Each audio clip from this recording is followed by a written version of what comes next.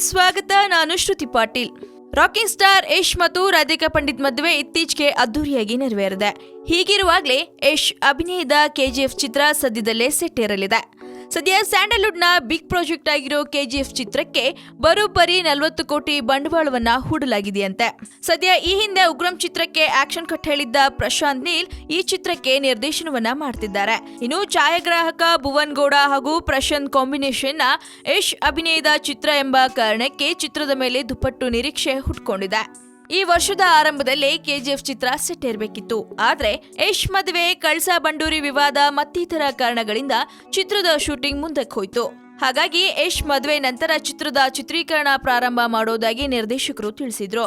70ರ ದಶಕದಲ್ಲಿದ್ದ ವ್ಯಕ್ತಿಯೊಬ್ಬರ ಬದುಕಿನ ರೋಚಕ ಕಥೆಯನ್ನ ಈ ಚಿತ್ರದಲ್ಲಿ ತೋರಿಸಲಾಗ್ತಿದ್ದು, ಚಿತ್ರವನ್ನ ಆ ಕಾಲಘಟ್ಟದಲ್ಲಿರುವಂತೆಯೇ ಚಿತ್ರಿಸಲಾಗುತ್ತಂತೆ.